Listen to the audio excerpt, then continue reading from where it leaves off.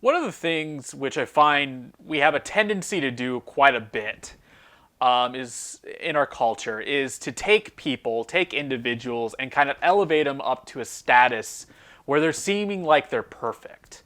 And this can be any kind of individual. This can be family members you admire, who maybe you look up to, his various historical figures, people that you know you see and that you look at kind of the great things that they did and that you feel are somehow better individuals. And in doing this, we kind of canonize people. We kind of set them up in a position where if they do anything wrong, it's more than just like a simple sort of failing. And I think that that's something that we kind of need to start getting away from. The reality is that most of the people, really pretty much everyone except for one individual, which is Jesus, that we look up to is human.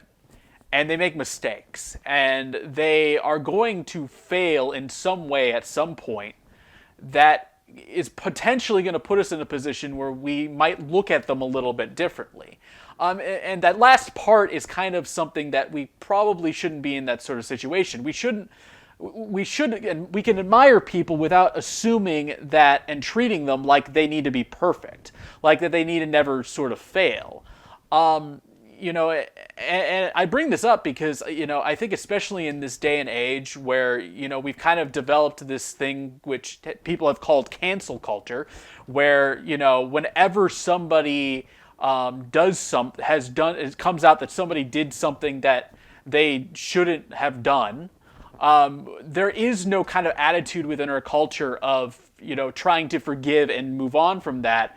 It's about punishing them. It's all about making sure that they feel as much pain as possible. And I understand why that's appealing. A lot of times the individuals who, have been canceled did terrible, terrible things. And it does, feel like we should, really go out of our ways to make sure that they pay for that. And there is a justice system for us out there that is supposed to take care of that. But, at the same time, there have been also cases where individuals have been, wrongfully accused and their lives have been affected by that. One which I know of off the top of my head is Johnny Depp. He was Captain Jack Sparrow for years, and he had that part taken away from him because of accusations that, as it turned out, were completely false. In fact, the opposite in that case was actually what was true. So these are things which I think we kind of need to keep in mind when this sort of comes up. Partly what kind of motivated me to kind of want to speak about this is that something kind of in my personal life in this past month, an individual who I used to look up to, one Ravi Zacharias, it came out that various allegations about him turned out to actually be true.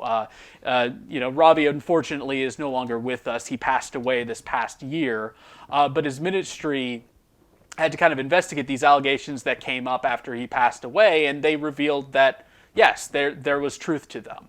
And it's very easy in these kind of situations to, I think, completely dismiss that individual and want nothing to do with them, as if what they contributed to you is the wrong, it just has lost all validity. In my case, Ravi, while as I've grown older, I don't necessarily hold him as like high of a value intellectually as I once did. I don't see him as much of an expert, is a better way to put it, as I used to. But for me, in terms of the path that took me into ministry, into liking theology and everything, Ravi was one of the really big early influences on my path to that. And even though, he, did some things that were morally wrong, that doesn't change that. And it's okay. The truth is that I know that Ravi Zacharias was a human being just like me. And just like how I have made mistakes and I mess up and I, commit sins, he did as well. And it's something that we need to kind of keep in mind as a culture. We need to recognize that, these people that we look up to, they're human just like us, and they're prone to the same mistakes as us. And we need to be a little bit more forgiving when that happens. So that's what I have for you this week. I hope that you found it useful, helpful, wherever you are. I hope that you will stay safe. We're going to go into our last worship song, and I will see you all next week.